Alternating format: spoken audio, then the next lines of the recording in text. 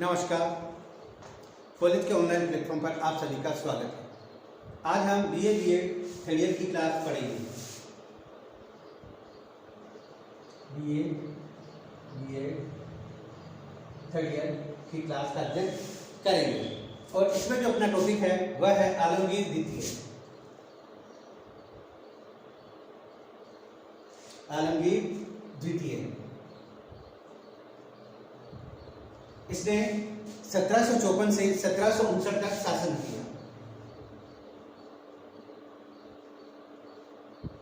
शासन किया। और यह अहमद शाह का पुत्र था। सिंहासन पर बैठने के पहले मैं आपको इनके बारे में थोड़ी पूर्ववर्ती जानकारी दे देता हूँ। आलमगीर द्वितीय अहमद शाह और उसके पिता जब हिंदुस्तान के बादशाह बने थे उस समय इनकी स्थिति बहुत ज़्यादा खराब थी राज्य की, क्योंकि निरंतर जो सूबेपति थे, सूबेदार थे, वह विद्रोह कर रहे थे और अपनी स्वतंत्र सत्ता स्थापित कर रहे थे। 1739 में नादिर शाह का आक्रमण भी हो गया था। अतः राज्य की आर्थिक स्थिति, वित्तीय स्थिति बिल्कुल खराब हो चुकी थी। अतः किसी भी व्यक्ति ने उनको सुधार करने की कोई प्रयास नहीं किए और यह शासक बना। तो इसके समय में स्थिति यह हो गई कि मुगल साम्राज्य स्वयं बादशाह का परिवार भी भूखे मरने लगा। फिर भी स्थिति संभली और इसने आगे कदम बढ़ाए और यह कदम मुगल साम्राज्य की पतन की ओर ही थे। और इसके समय में कुछ महत्वपूर्ण घटनाएं घटी, क्या बातें हुई, इनका विस्तृत रूप से हम अध्ययन करेंगे और आपको समझाने का पूरा प्रयास रहेगा। तो आज हम पढ़ेंगे आलमगीर द्वितीय 1754 से 1759, 1754 से 1759 तक साम्राज्य। सिंहासन पर बैठने के समय आलमगीर द्वितीय की अवस्था 55 वर्ष की थी। उसका सारा जीवन जेल में बीता था। अतः उसे न तो युद्ध का अनुभव था न ही शासन प्रबंध का। वह इतिहास की पुस्तकें पढ़ने का बड़ा शौकीन था और जैसा कि सब्जेक्ट भी इतिहास है वह उसका बड़ा शौकीन था। 5 वक्त की नमाज पढ़ता था, किंतु अत्यंत दुर्बल चरित्र, अस्थिर और नेतृत्व के गुणों से हीन था। अपने 5 वर्ष के अल्प शासन काल में वह अपने वजीर इमाद उल मुल्क के हाथ का खिलौना बना रहा। यह वजीर अत्यंत सिद्धांतहीन, स्वार्थी था, राजकोष का दुरुपयोग करता था। इसने शाही परिवार को भूखकर मार दिया। सम्राट का बड़ा लड़का अली गौहर शाह आलम को दिल्ली छोड़कर उत्तरी प्रांतों में शरण लेने के लिए बाध्य किया। यानी इतना परेशान किया इसने कि आलमगीर के बड़े पुत्र को दिल्ली छोड़कर अन्य भागों में भेज दिया, जाना पड़ा, बाध्य कर दिया। इस वजीर ने मूर्खतावश मराठों को उत्तर भारत से निकालने के लिए उनके विरुद्ध अनेक मिलीजुली पार्टियां बनाई। इसका परिणाम यह हुआ कि मराठों की शक्ति पहले से और अधिक बढ़ गई। यानी मराठे जो सहयोगी थे अब और अधिक उनसे नाराज हो गए और आगे बढ़ गए। 1759 में लाहौर पर अपना शासन स्थापित कर उत्तरी भारत में दोआब पर लूटमार करने लगे। यानी लाहौर तक इन्होंने आक्रमण करना शुरू कर दिया मराठों ने और दोआब से चौथ वसूल करने लगे। इमाद उल मुल्क ने अपने वजीर काल में प्राय मराठों के संगीनों पर बराबर निर्भर रहना पड़ा। यानी जो मराठों के जो आक्रमण थे उन पर उनको निर्भर रहना पड़ा। वजीर ने सबसे पहले अब्दाली के शासन में पंजाब को मुक्त कराने का प्रयत्न किया। यानी पंजाब उस समय अब्दाली के शासनकाल में चला गया था, शासन में चला गया था, उसको मुक्त करने का प्रयास किया। पंजाब में काबुल में अहमद शाह अब्दाली की ओर से मोइन उल मुल्क सूबेदार था। मोइन उल मुल्क सूबेदार था पंजाब में, जिसकी मृत्यु 1753 में हो गई थी। उसके स्थान पर एक अबोध बालक शासक बना। यानी मोइन उल मुल्क की जगह अबोध बालक वहां का सूबेदार बना तथा उसकी माता मुगलानी बेगम उसकी संरक्षक बनी। यानी उसकी मां वहां का शासन चलाने लगी। इस अल्पायु सूबेदार की भी शीघ्र मृत्यु हो गई। यानी वो जो नया सूबेदार बना था उसकी भी मृत्यु हो गई और मुगलानी बेगम उसके स्थान पर स्थायी सूबेदार नियुक्त हो गई। यानी पंजाब में जो मुगलानी बेगम है वह सूबेदार बन गई, यानी स्त्री सूबेदार बन गई। उसके शासनकाल में पंजाब की शासन व्यवस्था अस्त व्यस्त हो गई। सारे प्रांत में अराजकता फैल गई। इमाद उल मुल्क ने इसका लाभ उठाकर एक बड़ी सेना लेकर सम्राट के साथ दिल्ली से पंजाब की ओर रवाना हुआ, किंतु सेना ने विद्रोह हो जाने के कारण उसे पानीपत से ही लौटना पड़ा। यानी सेना पहुंची ही नहीं थी, उससे पहले विद्रोह हो गया और वापस लौट आई। कुछ महीनों के बाद उसने लाहौर के लिए कूच किया और लुधियाना पहुंचकर मुगलानी बेगम को कैद करने के लिए एक शक्तिशाली सेना भेजी।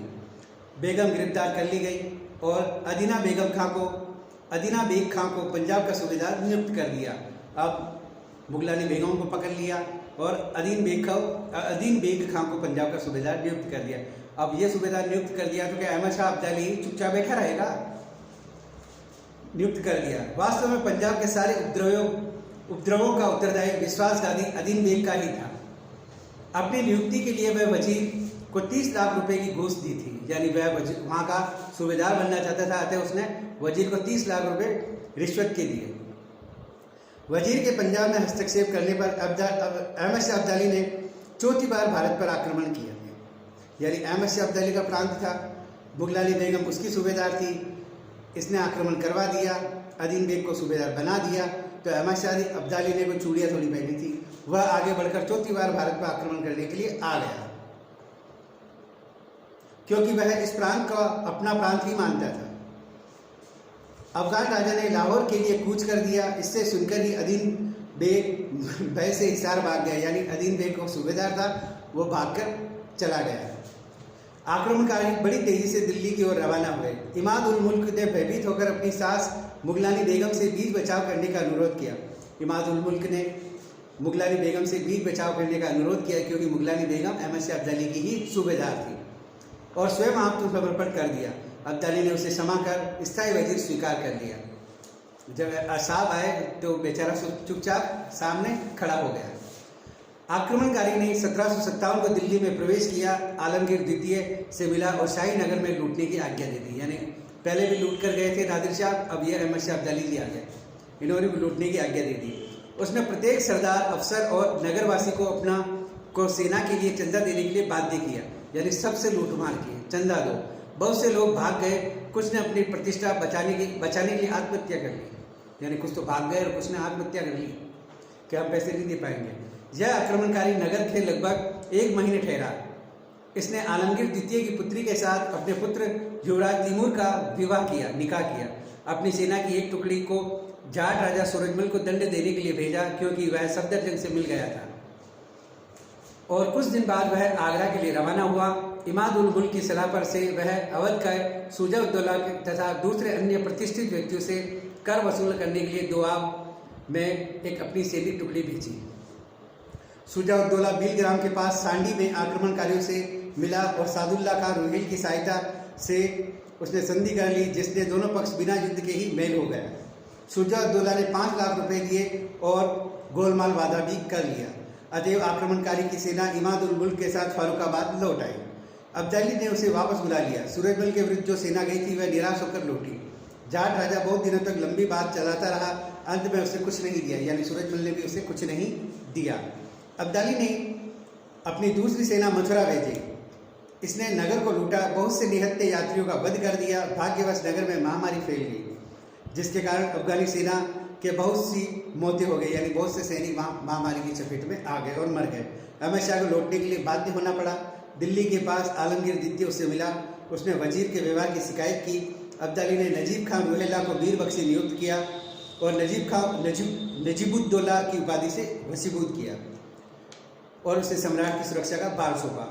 अब्दाली ने मोहम्मद शाह की कुमारी पुत्री के साथ विवाह किया और उसकी 2 विधवाओं तथा शाही वंश के अन्य स्त्रियों को भी अपने साथ ले गए। यानी अब यह हाल हो गया कि मुगल वंश की जो विधवाएं रानियाँ थी उनको भी अपने साथ ले गया और उनकी जो पुत्री थी उनके साथ कुमारी थी उसके साथ उसने निकाह कर लिया। यानी मुगल बादशाह जो भारत की प्रतिष्ठित शक्ति थी अब वह क्या हो गई कि उनके वंश की स्त्रियों को ही यह उठाकर ले गया, अहमद शाह अब्दाली साथ ले गया। इस हमले में लूटमार में उसके कई करोड़ रुपए हाथ लगे। यानी जब ये चौथी बार आक्रमण किए तो उसे कई करोड़ रुपए हाथ लगे। उल्टा ये हुआ कि आलमगीर द्वितीय शासक बना, पंजाब पर अधिकार करने के लिए भड़काया, किंतु पंजाब की मुगलानी बेगम जो अहमद शाह अब्दाली की सूबेदार थी उसको पता चला तो वह भारत में आजम का पंजाब पर ही उसने उसको वापस बिठाया और दिल्ली तक उसने दावे बोल दिए। यानी यहाँ की मुगलों की जो स्त्रियाँ थी उनको भी अपने साथ में ले लिया। ये स्थितियाँ कितनी भयावह और खतरनाक हो गई मुगल वंश के लिए। 1757 में अब्दाली के चले जाने के बाद सम्राट ने राजधानी के आसपास के सारे जिलों को नजमुद्दौला के अधिकार में दे दिए। इसने राजकोष का अधिकांश धन अपने काम में लगाया और शाही वंश को भूखा मार दिया। आलमगीर ने नजमुद्दौला को इमाद उल मुल्क से भी बुरा पाया। नया रईस होने के कारण नजमुद्दौला ने सम्राट के साथ ऐसा व्यवहार किया जैसा कोई खानदानी वजीर नहीं कर सकता। इस समय इमाद उल मुल्क ने मराठों से संधि करके सहायता मांगी। 1757 में नजमुद्दौला के मकान को घेर लिया और मार डाला। वह नजमुद्दौला को दरबार से हटाकर उसके स्थान पर अहमद खां बंगश को मीर बख्शी नियुक्त किया।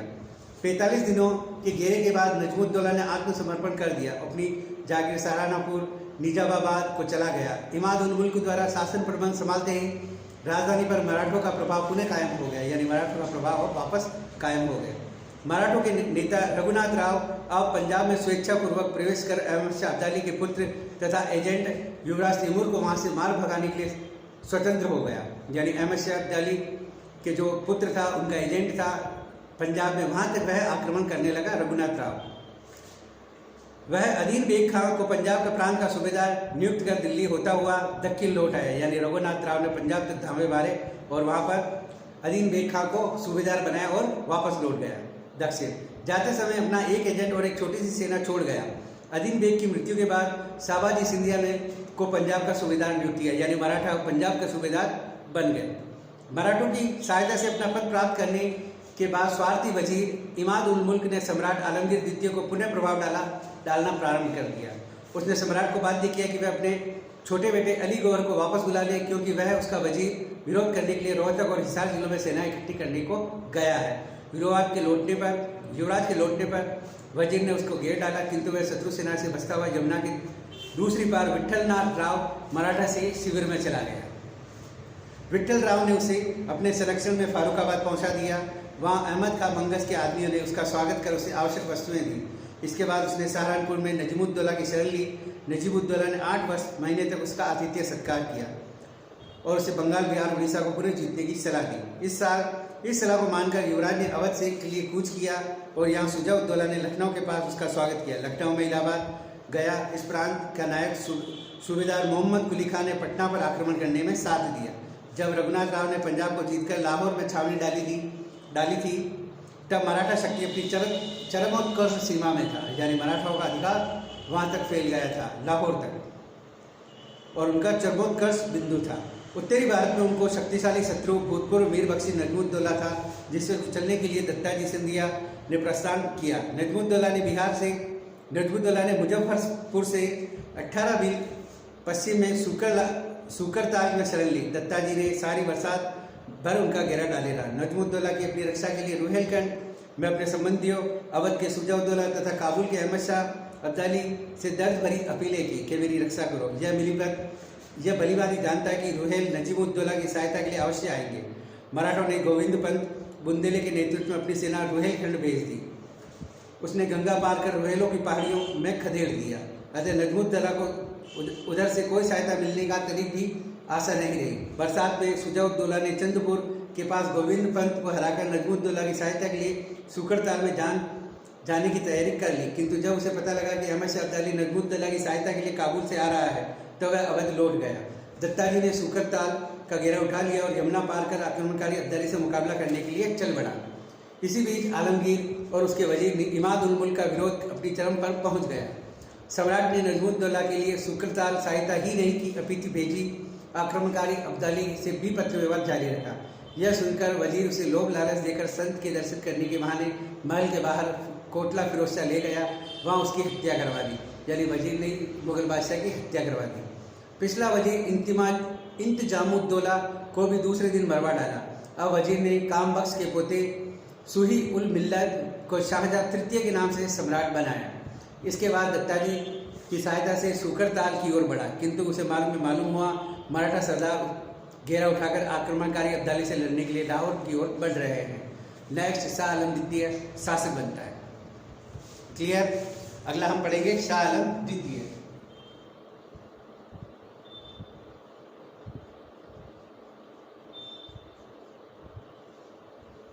इन्होंने 1759 से 1806 तक शासन किया। इन्होंने लंबे समय तक शासन किया शाह आलम द्वितीय ने। आलमगीर द्वितीय ने अपने सबसे बड़े पुत्र को अपने भाग्य निर्माण के लिए बाहर भेज दिया था। पिता की मृत्यु का समाचार सुनकर वह बिहार में था, यानी जब उसके पिता की मृत्यु हुई थी तो तो यह बिहार में था। उसका बिहार पर प्रथम असफल आक्रमण रहा।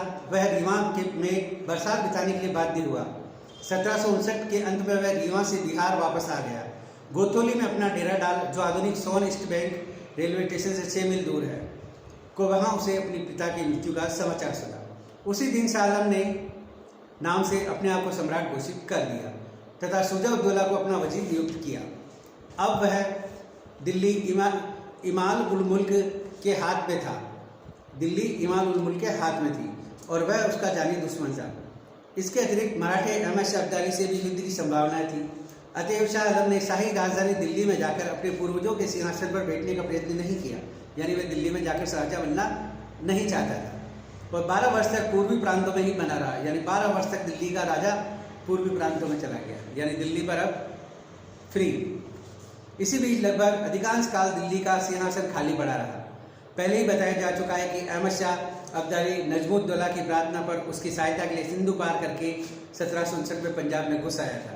जब पंजाब का मराठा सूबेदार साबाजीत सिंधिया को प्राण से निकालकर लाहौर से दिल्ली की ओर बढ़ा, मराठे के उत्पातों के कारण यमुना के पश्चिम प्रदेशों में रसद नहीं मिल सकती थी। अतः अहमद शाह अब्दाली ने नदी पार कर उत्तरी दोआब में आ गया और सेना की एक टुकड़ी दत्ताजी सिंधिया से लड़ने के लिए पश्चिम मार्ग से भेज दी। दत्ताजी सूकर ताल का घेरा उठाकर सरहिंद की ओर बढ़ गया। नजमुद्दौला, अहमद शाह मंगस, सादुल्ला खां, रुहेलखंड के दूसरे सभी रुहेला सरदार इस आक्रमणकारी से मिल गए। उसने दिल्ली से 10 मील दूर बरारी घाटी पर दत्ताजी की बगल से आक्रमण किया। वीर मराठा अपने भतीजे जनकोजी को दक्षिण की सेना इकट्ठी करने के लिए भेज दिया और घोड़े से उतरकर 9 जनवरी 1760 को बहादुरी के साथ युद्ध करता हुआ मारा गया। यानी बरारी घाटी के युद्ध में दत्ताजी सिंधिया और उनका जो भतीजा था जनकोजी, वह सेना से युद्ध करता हुआ मारे गए। इस विजय के बाद अब्दाली 14 जनवरी को राजधानी के दक्षिणी में खिजराबाद पहुंचा। उसने सूरजमल जाट तथा राजपूताना के सभी राजाओं को कर देने तथा मराठों को चलने के लिए सेना में सम्मिलित होने का आदेश दिया। यानी मराठों को और जाटों को उन्होंने अपनी ओर मिलाया और कहा मुझे कर दो और मराठों पर मेरी आक्रमण में आप मेरी सहायता करो। इसी बीच मल्हार राव होलकर ने अफगानों को तंग करने के लिए एक हमले की योजना बनाई। उसने दोआब में जाकर उसका रसद भंडार और खजाने को लूट लिया, जो अहमद का बंगस द्वारा आक्रमणकारी अब्दाली के पास भेजा जा रहा था, किंतु उसी सेना ने उसे सिकंदराबाद में खदेड़ दिया। अब्दाली ने दिल्ली पर अधिकार कर लेने के बाद बरसात सिकंदराबाद में बिताई, जिससे वह दोआब और रुहेलखंड के अफगानों के पास आसानी से पहुंच जाए। अब्दाली के आक्रमण तथा बरारी घाटी के विनाश का समाचार सुनकर पेशवा ने आक्रमणकारी को उत्तरी भारत से खदेड़कर मराठों का शासन फिर से स्थापित करने के लिए अपने चचेरे भाई सदाशिवराव भाऊ के नेतृत्व में एक मजबूत सेना भेजी। यानी मराठा जब अंदर तक आ गए मराठा अब्दाली, तो उन्होंने सदाशिवराव भाऊ के नेतृत्व में एक मजबूत सेना भेजी। चंबल नदी पार करने के बाद भरतपुर के राजा सूरजमल भी अपने 3000 आदमियों के साथ भाऊ से जा मिला। यानी सूरजमल भी इनसे जाकर मिल गया मराठों से, किंतु राजधानी राजस्थान के सरदारों ने आगा पीछा सोचकर आगे बढ़ना उचित न समझा। यानी वह आगे नहीं बढ़े, सूरजमल जाट की सेना आगे नहीं बढ़ी। अवध शुजा-उद-दौला को अपने पक्ष में ले लिया का भी मराठों का प्रयत्न विफल रहा। यानी अवध को भी अपनी ओर मिलाने का जो मन था वो भी प्रयत्न विफल रहा, क्योंकि नजमुद्दौला ने अब्दाली का पक्ष को इस्लाम का पक्षधर बता उसी का पक्ष लेने का अनुरोध किया। यानी वह भी मुसलमान था, इसीलिए वह उसका पक्ष ही लेना चाहता। तो भी भाव बिना किसी रुकावट और भय के दिल्ली की ओर बढ़ता चला गया। शाही राजधानी पर अधिकार कर अब्दाली प्रतिनिधि को खदेड़ दिया। यानी दिल्ली पर मराठों का अधिकार हो गया और अब्दाली का जो अधिकारी था उसको हटा दिया। युद्ध की सामान्य नीति तथा उसके ढंग के विषय में मतभेद हो जाने के कारण सूरजमल तथा इमाद उल मुल्क मराठों का साथ छोड़कर जाटों के बल्लभगढ़ के किले में आ गए। भाऊ ने शाहजहाँ द्वितीय को गद्दी से उतारकर शाह आलम को सम्राट घोषित कर दिया। उसकी अनुपस्थिति में उसके पुत्र युवराज जनाबख्त को अपने पिता की जगह काम करने के लिए नामजद कर दिया। अब शुजा-उद-दौला वजीर नियुक्त हुआ। बरसात के अंत में मराठों ने पंजाब पर अधिकार करके जब पीछे हटती हुई अब्दाली की सेना को छिन्न भिन्न करने के लिए किसी सहायता के दिल्ली से सरहिंद की ओर कूच कर दिया। 17 अक्टूबर को भाऊ करनाल से 6 मील दूर कुंजपुरा के दुर्ग पर अधिकार कर सरहिंद की ओर बढ़ गया। आक्रमणकारी अब्दाली 1760 की बरसात सिकंदराबाद में बिताई। मराठों के पंजाब में घुसने का समाचार सुनकर अब्दाली ने दिल्ली से 25 मील दूर बागपत में यमुना पार कर भाऊ का पीछा किया।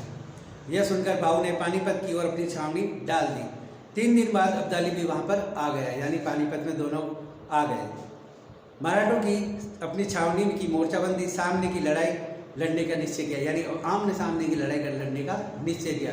वही मराठा पहले छापामार युद्ध लड़ते थे, अचानक आक्रमण कर देते और विजय प्राप्त कर लेते थे, किंतु अब उनका सामना पहाड़ी और जंगलों में नहीं, एक मैदान में होने वाला था, आमने सामने की लड़ाई में। 2 महीने से अधिक समय दोनों सेनाएं आमने सामने डटी रही, यानी 2 महीने तक सेना आमने सामने डटी रही, एक दूसरे के बेदिए पर छुटपुट हमले करती रही। 1 नवंबर 1760 को पहली मुठभेड़ हुई। इसके बाद 3 बड़ी लड़ाइयाँ हुई। अंतिम लड़ाई 14 जनवरी 1761 में लड़ी गई, यानी 1761 पानीपत का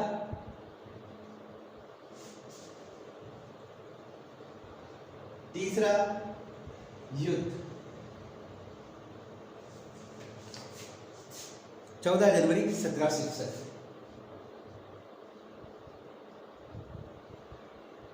जनवरी 1761 को हुई, जिसमें 2 महीनों से भूखे मरने वाली तथा साधनहीन मराठा सेना खदेड़ दी गई, यानी 2 महीनों से भूखे और साधनहीन मराठा सैनिक थे वो खदेड़ दिए गए। पेशवा का पुत्र खदेड़ दी गई। मराठा सेनापति सदाशिवराव भाऊ अंतिम दम तक वीरता पूर्वक लड़ता हुआ युद्ध में मारा गया। पेशवा का पुत्र विश्वासराव इस सेना का सेनापति था। वह भी अनेक अफसरों और सरदारों के साथ लड़ता हुआ वीर गति को प्राप्त हुआ, यानी पेशवा का पुत्र विश्वासराव भी युद्ध लड़ता हुआ मारा गया। मुख्य व्यक्तियों में महाजी सिंधिया, मल्हार राव होलकर युद्ध से भाग खड़े हुए, यानी इन्होंने जब अब्दाली ने आक्रमण किया तो ये मुख्य जो मराठा थे ये भी भागकर चले गए। इस युद्ध के बहुत से कैदियों सहित छावनी का सामान शत्रु हाथ में लग गया। मराठा संपूर्ण भारत में साम्राज्य स्थापित करने का स्वप्न देख रहे थे, किंतु पानीपत की तीसरी लड़ाई में उनकी सारी आशाओं पर पानी फिर गया। मराठों की सेना संगठन सदा के लिए छिन्न भिन्न हो गया। यद्यपि ग्वालियर में महाजी सिंधिया, नागपुर और बरार में रघुजी भोसले, मालवा में मल्हार राव होलकर, गुजरात में दामाजी गायकवाड़ ने मराठा साम्राज्य के भाग पा लिए, यानी कुछ भागों पर इन 4 मराठाओं के अधिकार हो गए, गायकवाड़, भोसले, सिंधिया और गायकवाड़। यानी आप ध्यान रखना इस बात को, ग्वालियर के महाजी सिंधिया, ये इंपॉर्टेंट है कि कितनी बार जीके में पूछा जाता है। ग्वालियर के महाजी सिंधिया, नागपुर और बरारी में रघुजी भोसले, नागपुर के भोसले और होलकर, मालवा में होलकर, गुजरात में दामजी गायकवाड़ ने मराठा साम्राज्य के बाद पा लिए, किंतु पेशवा का अधिकार समाप्त हो गया, यानी इन चारों ने अपने अपने अधिकार क्षेत्र जमा लिए। अब पेशवा का अधिकार समाप्त हो गया और एकता की श्रृंखला नष्ट हो गई, यानी अब मराठों में एकता नहीं रही।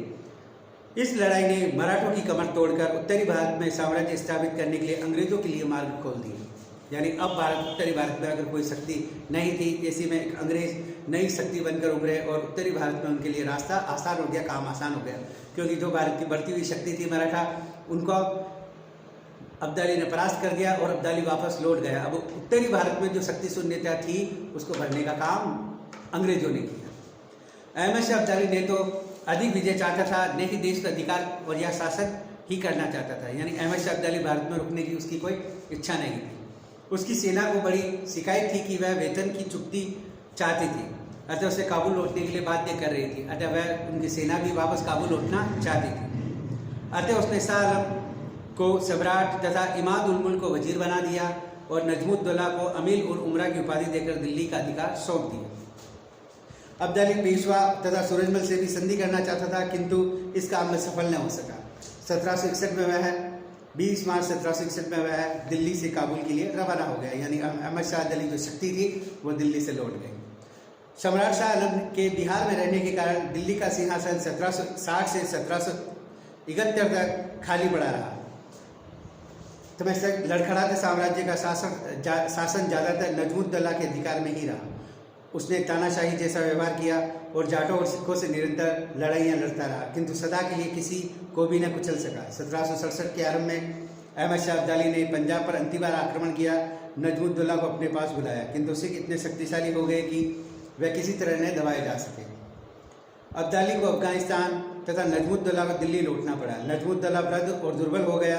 1768 में दिल्ली सरकार का भार अपने पुत्र जाबिता खां को सौंपकर वह नजीबाबाद चला गया। मराठे पानीपत में हारने के बाद 1770 में उत्तरी भारत पर फिर आए और इन्होंने आकर नजमुद्दौला को तंग करना शुरू कर दिया।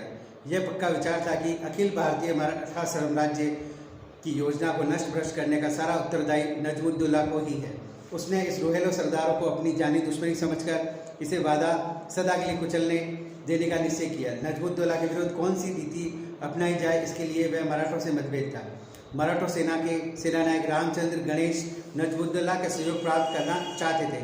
तुकोजी नजमुद्दौला की वंश परंपरा का मित्र था, अतः उसने रामचंद्र गणेश का ही समर्थन किया। इसके विपरीत महाजी सिंधिया रोहेला सरदारों को बिल्कुल कुचल देना चाहता था। जब इस विषय में पेशवा से सलाह की गई तो वह राजनीतिक औचित्य की मांग को तरहीज देकर रामचंद्र गणेश से ही सहमत हो गया। मराठों के मतभेद होने के कारण नजमुद्दौला के लिए कठिन काम नहीं था, अतः वह उनमें आपस में फूट डलवाकर स्वयं विपत्ति से बच गया और अपने जीवन के अंतिम वर्ष दिनों में अनुभव कर लिया था कि भारत में मराठों का प्रभुत्व शीघ्र ही स्थापित हो जाएगा। आज उसने जाबित खां को हाथ तुकोजी के हाथों में सौंपकर उसे प्रार्थना की कि वह इसी प्रकार दयालु बना रहे। यानी जाबित खां जो उसका पुत्र था और तुकोजी को हाथ में दिया और कहा कि आप मेरे पे जैसी कृपा बना के रखिए, इन पे भी कृपा बना के रखना। इसके बाद उसने मराठा सरदार को अपने पुत्र का संरक्षण में विदा कर दिया और स्वयं घर चला गया। 1770 में उसकी मृत्यु हो गई। दिल्ली में अब नजमुद्दौला की तानाशाही रही। तब तक सम्राट आलम शाह निवासित रहा। अंग्रेजों ने मीर जाफर को बंगाल, बिहार, उड़ीसा का नवाब बना दिया अंग्रेजों ने। अतः शाह आलम ने इन प्रांतों को अंग्रेजों से छीनने के 3 बार प्रयत्न किए, किंतु असफल रहा। उसे पटना का पहला घेरा युवराज की हैसियत से डाला, किंतु समाप्त हो गया। 1760 में उसने सम्राट घोषित करने के बाद बिहार पर दोबारा घेरा डाला, किंतु वहाँ भी सफल नहीं हुआ। किंतु नौक के नेतृत्व में अंग्रेजी सेना समय पर आ गई और घेरा उठाना पड़ा। तीसरी बार 1760 में यमुना के किनारे चले जाने के बाद ये किया। बरसात के बाद फ्रांसीसी सेनापति जीन ला के साथ बिहार में तीसरे अंतिम घेरा डाला, किंतु कार्नोक ने उसे हरा दिया। अंग्रेजों उसे सांत्वना देकर अन्याय का कलंक धोना चाहते थे, अतः उन्होंने उसे सम्मान के साथ सुरक्षा के साथ पटना भेज दिया। अंग्रेजों ने मीर जाफर के स्थान पर मीर कासिम को नवाब बनाया, जिसे पटना से सम्राट को सम्मान और उपाधि दी भेंट की। सम्राट ने मीर कासिम को स्थायी नवाब बना दिया और अंग्रेजों ने बदले में सम्राट को 1800 रुपये प्रतिदिन उसके दैनिक व्यय के लिए दे दिया। सम्मान ने पूर्वजों का सिंहासन बैठने के लिए पटना से दिल्ली की ओर प्रस्थान किया। वजीर शुजा-उद-दौला ने उसे सराय सईदी राजी से मिला और सम्राट ने बरसात के दिनों में जजाऊ में छावनी डाली। यानी कुल मिला के ये जो नया शासक था ये अब मराठों की बजाय आम अंग्रेजों से, फ्रांसीसियों से भिड़ने लगा। शाह आलम बरसात के बाद दिल्ली नहीं जा सका, क्योंकि वह समझता था कि वह नजमुद्दौला के हाथ का शासन छीनने में असमर्थ है। इस समय दिल्ली में नजमुद्दौला की छत्रसाल बुंदेली के परपोते राजा हिंदुपति से बुंदेलखंड वापस लेने के लिए वहां लिबा गया, किंतु हमला असफल रहा। सम्राट ने 1 वर्ष तक व्यर्थ खो दिए। अंग्रेजों ने मीर कासिम को बंगाल, बिहार, उड़ीसा से निकाल दिया, अतः सम्राट अंग्रेजों के विरुद्ध शुजा-उद-दौला की सहायता देनी पड़ी। बक्सर की लड़ाई में तीनों मित्रों की हार हुई। अब अंग्रेजों ने सम्राट से संधि बातचीत कर दी। वजीर ने सम्राट का अपमान किया, अतः इन विजेताओं से संधि करना चाहता था। शुजा-उद-दौला के भाग जाने के बाद अंग्रेजों ने इलाहाबाद में रखा और ईस्ट इंडिया कंपनी का बंगाल, बिहार, उड़ीसा की दीवानी सौंप दी। यानी अब जो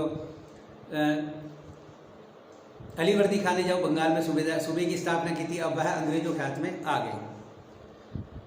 उत्सुक थे। यदि भी बंगाल के कर के रूप में 26 लाख सालाना मिलते थे, किंतु फिर भी वह विदेशियों के अधीन रहने में अपना अपमान समझता था।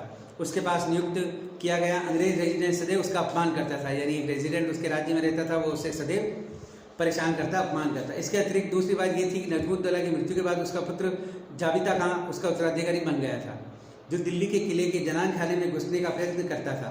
उसने शाह आलम की बहन खेरुनिसा इत्यादि रमणियों का अपमान भी कर दिया था, अतः शाही खानदान की इज्जत बचाने के लिए राजमाता उसे इलाहाबाद से दिल्ली बराबर बुला रही थी। 1770 के आरंभ में मराठे उत्तरी भारत में लौटे तथा सम्राट को उचित बातचीत शुरू कर दी। उनकी सहायता से वह इलाहाबाद के लिए दिल्ली आया। शाह आलम के सामने बड़ी कठिन समस्या थी। दिल्ली का खजाना खाली हो गया था और शाही परिवार गरीब होकर भूखे मर रहा था। उसने सिंहासन का अधिकार दिलाने के लिए मराठों से 40 लाख रुपए मेरठ तथा दूसरे 7 परगने का कोरा, जहानाबाद, कड़ा, माणिकपुर जिले देने का वादा किया। इसके अतिरिक्त उसने अपनी सेना को कई महीने तक पिछला वेतन नहीं बांटना था। इन सब आवश्यकताओं की पूर्ति के लिए जाबित खां पर आक्रमण कर दिया और पसरगढ़ ने उसे घेर डाला। अब उसने रोहेलों से जो धन मिला वह मराठों को देने के लिए पर्याप्त नहीं था। अतः मराठों ने दिल्ली पर आक्रमण कर दिया। मराठों तथा मिर्जा नजफ खां के नेतृत्व में सम्राट की सेना का युद्ध हुआ, जिसमें मिर्जा हार गया। सम्राट ने आत्मसमर्पण कर दिया, यानी मराठों ने दिल्ली के बादशाह को भी हरा दिया। नजफ खां को नौकरी से हटाकर मराठों के पिट्ठू जाबिद खां को मीर बख्शी बनना पड़ा। उसने कोरा व इलाहाबाद मराठों को सौंप दिए। सम्राट ने खालसा और वह प्राण जो जेब खर्च के लिए नियत थे प्राप्त करने के लिए प्रबल प्रयत्न किया, परंतु वह असफल रहा। दरबार में गरीबी सदा अड्डा जमाए रही, यानी दरबार इतना हो गया खाने के लाले पड़ने लगे। शाह आलम अपने मंत्रियों तथा मराठों की हाथ की कठपुतली बन गया। मिर्जा नजफ खां अपने सारे जीवन अंत तक मंत्री रहा और उसने जाटों का प्रभाव तो कम कर दिया, किंतु पतित सम्राट को उन्नत करने के लिए उसकी आर्थिक दशा सुधारने में वह असफल रहा। उसके उत्तराधिकारी मिर्जा शफी अफरासियाब तो उससे भी अधिक निकम्मे निकले और सर्वथा असफल रहे। महाजी सिंधिया वकील मुतलक संरक्षक नियुक्त हुए। उसने जाटों से डीग और आगरा पर अफरासियाब से अलीगढ़ जीता। उसने दोआब में गुसाइयों तथा दिल्ली उत्तर पश्चिम के सिखों को भी लड़ना पड़ा। इसके बाद राजस्थान में फंस गया। वहाँ से छुटकारा पाने के बाद कर वसूली में लग गया। उनकी अनुपस्थिति में दिल्ली में उसके विरुद्ध षड्यंत्र रचे गए, परिणाम स्वरूप वह दरबार से हटा दिए। जाबिद खां का पुत्र नजीबुद्दौला का प्रपौत्र गुलाम कादिर रुहेलो का उत्तराधिकारी हुआ। उसने राजमहल पर अधिकार कर उसे गद्दी से उतार दिया। उसने अपने खंजर से वृद्ध सम्राट की आंखें निकालकर उसे अंधा कर दिया तथा उसकी औरतों को अपमान किया और सारा का सारा धन पाने के लिए शाही भंडार को खुदवा डाला। भारत के इतिहास में मुगल परिवार को जैसी कठिनाइयों और विपत्ति इस रूहेले गुंडे अत्याचारी के हाथों में सहन नहीं करनी पड़ी, वैसे पहले कभी सहन नहीं करनी पड़ी। अंधे सम्राट ने महाजी सिंधिया को दिल्ली आकर गुलाम कादिर से उचित दंड देने के लिए दर्द भरी अपील की। सिंधिया ने अक्टूबर में दिल्ली पर अधिकार किया। गुलाम कादिर भाग गया और पकड़ लिया गया। सम्राट ने सिंधिया को लिखा कि कैदी की हत्या कर दी जाए, अन्यथा राज्य छोड़कर मक्का भाग जाए। अतः महाजी सिंधिया की आज्ञा से गुलाम कादिर तथा उसके साथी धूर्त मंजूर अली खां ख्वाजा उसके द्वारा रोहिल के महल में घुसने का प्रयत्न किया और मरवा दिए गए। इस प्रकार शाह आलम ने अपना बदला लिया। 1792 के आरंभ में महाजी सिंधिया उत्तरी भारत को छोड़कर पेशवा से मिलकर पूना गया। वहाँ उसकी मृत्यु हो गई। अब दिल्ली दरबार में फिर निराशा छा गई और षड्यंत्र रचे जाने लगे। 1803 में लॉर्ड लेक ने महाजी सिंधिया के उत्तराधिकारी दौलत राव सिंधिया से दिल्ली छीन ली। शाह आलम को अब अंग्रेजों से पेंशन मिलने लगी। 1806 में उनकी मृत्यु हो गई। शाह आलम की मृत्यु के बाद उसका पुत्र अकबर द्वितीय गद्दी पर बैठा। वह शाही वंश का प्रधान बना और नाम मात्र की खानदानी सम्राट रहा। इसका पुत्र बहादुर शाह भी नाम मात्र का सम्राट बना।